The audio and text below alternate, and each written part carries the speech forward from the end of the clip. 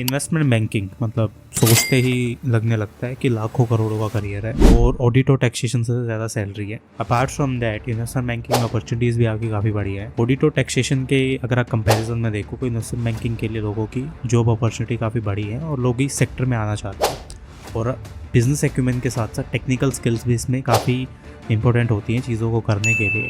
और जो technical skills से आप बात करो जहाँ पे जैसे फाइनेंशियल मॉडलिंग और आपका पिच टेक है, काफ़ी क्रूशियल स्किल आती है इस चीज़ को देखने के लिए।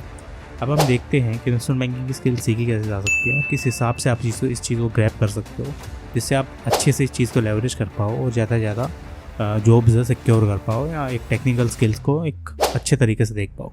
तो इस सीरीज़ में हम पता है फुल डिस्कशन करने वाले हैं फाइनेंशियल मॉडल्स का कि बनते कैसे हैं, कितने टाइप के होते हैं, सारी चीज़ें। और जनरली अभी शुरू करते हैं एक टेम्पलेट से जिसमें आपका हम इंट्रोडक्शन कराएंगे फाइनेंशियल मॉडलिंग होती कैसे है और कैसे आप एलबीओ टेम्पलेट्स को यूज़ करते हो चीज़ों को करने के लिए। तो अभी आने वाला आपकी स्क्रीन पे इस वीडियो पूरा देखना और सब्सक्राइब कर लो, इसके काफ़ी सारे पार्ट्स आने वाले कंप्लीट फाइनेंशियल मॉडलिंग के रिगार्डिंग। हाय गाइस, इस वीडियो हम देखने वाले हैं एलबीओ मॉडल को। लेवरेज बायआउट मॉडल होता क्या है जो आपका रियल एस्टेट में मोस्टली यूज़ होता है और ये मॉडल का टेम्पलेट है जो आपको वीडियो फ्री ऑफ कॉस्ट मिल जाएगा। तो इसके 3 पार्ट्स होने वाले हैं वीडियो के, तो चलिए शुरू करते हैं। तो सबसे पहले क्या करते हैं, हम टेबल ऑफ कंटेंट बनाते हैं इंडेक्स में कि हमारे मॉडल का स्ट्रक्चर क्या रहेगा। लेट्स से आपने इनकम स्टेटमेंट बनाया, बैलेंस शीट बनाया, कैश फ्लो आ गया, तो आपके 3 ये स्टेटमेंट्स आ गए शुरू में। उसके बाद आपका रेशियो एनालिसिस होता है, फिर आपका रेवेन्यू बिल्डअप होता है, फिर आपकी कॉस्ट शीट आती है, फिर वर्किंग कैपिटल मैनेजमेंट आता है, उसके बाद डेप्रिसिएशन शेड्यूल होता है, अमोर्टाइजेशन शेड्यूल होगा, शेयर होल्डर्स इक्विटी होगा, डेट टू इक्विटी शेड्यूल होगा। तो ये बेसिकली चीज़ें क्या होती है, लिंक होती हैं आपकी यहाँ से।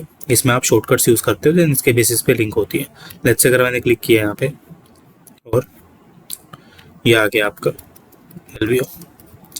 अभी मेरे को जैसे इनकम स्टेटमेंट का देखना है, लेट्स से इनकम स्टेटमेंट को डिकोड करते हैं, इसमें क्या क्या चीज़ें आती हैं। इनकम स्टेटमेंट में सबसे पहले टोटल रेवेन्यू डालते हो, जो आपके टोटल रेवेन्यू जहाँ से आप पैसा कमा रहे हो। और इसमें भी आगे क्या देखे जाते हैं, रेवेन्यू ड्राइवर्स देखे जाते हैं कि आप कैसे बेसिकली इस चीज़ों को कमाओगे और कैसे पैसा इसमें आप आगे कमाओगे वो चीज़ें।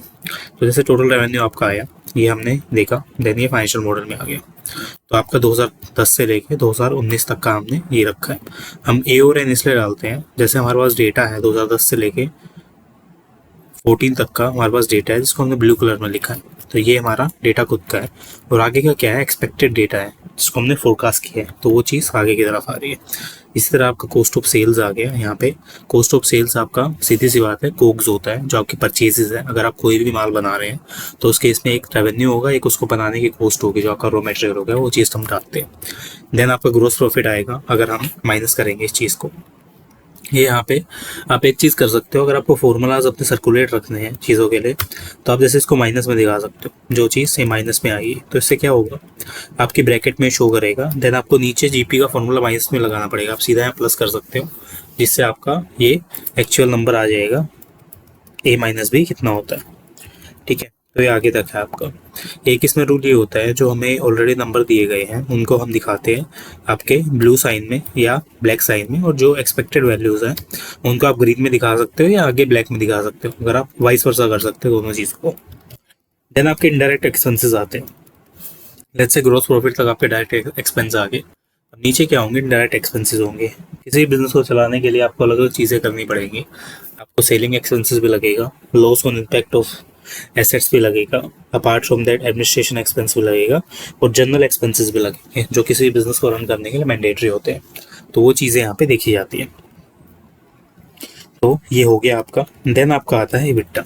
अब EBITDA यहाँ पे कैसे होता है, EBITDA का मतलब ये होता है कि आपकी अर्निंग बिफोर इंटरेस्ट टैक्स। जैसे अगर हम यहाँ पे लिखें तो ये होगा earning before interest tax depreciation amortisation, ये आपका जनरली ये रहता है।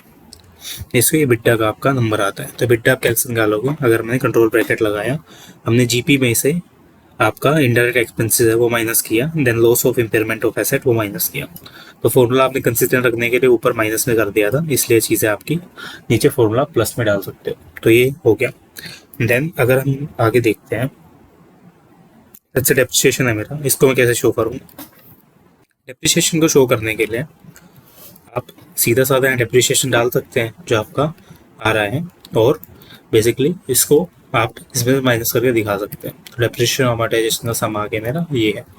अब जो ये वाले नंबर है एक्सपेक्टेड वाले, लिंक है आगे डेप्रिसिएशन शेड्यूल से। अगर मैं कंट्रोल ब्रैकेट करता हूँ शॉर्टकट, तो मैं डेप्रिसिएशन शेड्यूल पे आ गया। तो शेड्यूल कैसे बनते हैं ये हम आगे वीडियोस में देखेंगे, तो पहले ये देखते हैं।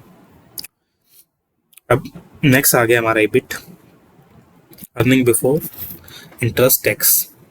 ठीक है, इसमें डेप्रिसिएशन वगैरह हम ऑलरेडी घटा चुके हैं। और जो इंटरेस्ट एक्सपेंस है वो आपका आएगा, और ये आपका जो आगे वाला नंबर है आ रहा है डेट शेड्यूल से, जो हम आगे बनाने वाले हैं। उसके बाद आ गया प्रॉफिट बिफोर एक्सेप्शनल आइटम्स। अगर कोई एक्सेप्शनल आइटम्स आपकी बिजनेस के regarding provision for income tax है, या कंटिन्यूइंग ऑपरेशंस की इनकम है, या कोई अलग से ऑपरेशंस हुए आपके जिनसे आपकी इनकम कभी कभार आती है, तो वो चीज़ यहाँ पे डालते हैं। ठीक है, उसके बाद आपकी आती है नेट इनकम, जो फाइनल इनकम होती है आपकी टैक्स वगैरह पे करने के बाद।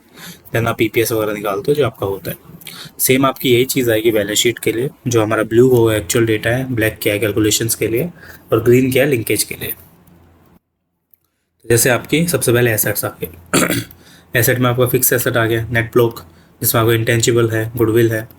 देन आपका नॉन करंट एसेट्स आ गया, long term investment, non current deferred asset, other assets etcetera.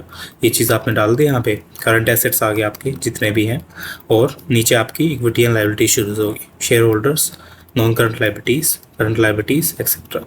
अब हम एक चीज़ देखते हैं कि ये चीज़ें लिंक कहाँ से है। जैसे मैंने इस पर क्लिक किया और मैं आ गया डेप्रिसिएशन शेड्यूल में। जो मेरा एसेट है डेप्रिसिएशन शेड्यूल से लिंक है, वो चीज़ें यहाँ पे दिखाएगा। अगर मैंने इस पर क्लिक किया तो ये आपका शो कर रहा है डेप्रिसिएशन शेड्यूल। तो ये चीज़ हो गई यहाँ पे। अब मैं नेक्स्ट देखता हूँ कि बाकी शेड्यूल में कैसे काम करते हैं। सर रेवेन्यू बिल्डअप है मेरा, तो रेवेन्यू बिल्डअप बनेगा कैसे। जो आगे मेरे रेवेन्यू आ रही थी वो मेरी बंद कैसे रही है। लेट्स से मेरा ब्रांड है, क्लोथिंग ब्रांड है, और मैं इसका निकाल रहा हूँ AE, जैसे मेंस और एप्रल्स एसेसरी है, ये मेरे रेवेन्यू आते हैं इससे। और ये आ कैसे रही है, कोई भी अगर मैं सामान बेच रहा हूँ D12 into D20, let's say मेरा टोटल सेल है, टोटल सेल का 40% मेरा रेवेन्यू है, मेरा मेंस अप्रैल से आ रहा है। ठीक है, तो मैंने ये डाल दिया। ठीक है, और 51% जो मेरा रेवेन्यू है वो मेरा वुमेंस अप्रैल से आ रहा है, तो 51% इंटू टोटल सेल। और बाकी जो दूसरा मेरा ब्रांड है एरी, वहाँ से मेरा रेवेन्यू आ रहा है 9% का, तो ये मैंने ये 9% साथ निकाल लिया। अब ये सबका टोटल है, ये रहेगा आपका।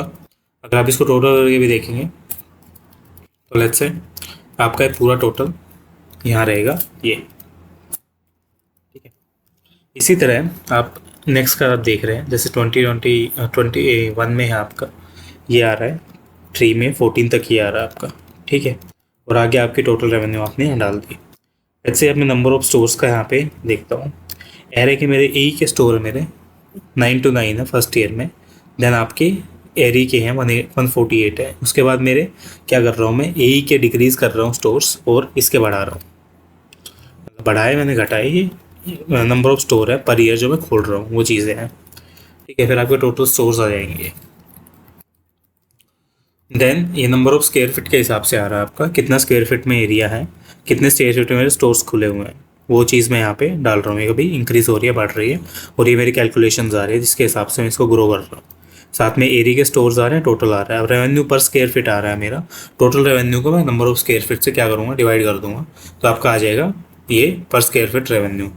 ठीक है, इसी हिसाब से आपका मेंस का रेवेन्यू आएगा, ये इस हिसाब से वुमेंस का रेवेन्यू आएगा इसको मल्टीप्लाई करने के बाद, और ये एरीज का रेवेन्यू आएगा। तो ये टेक्निकली आपका हो गया। नेक्स्ट पार्ट में डिस्कस करेंगे कॉस्ट शीट। कॉस्ट शीट कैसे काम करती है, अपार्ट फ्रॉम दैट इसमें क्या क्या आइटम्स डालते हैं हम चीज़ों को करने के लिए। इस पूरी के सीरीज़ आने वाली है फाइनेंशियल मॉडलिंग की, आप देख सकते हैं। मिलते हैं नेक्स्ट वीडियो में।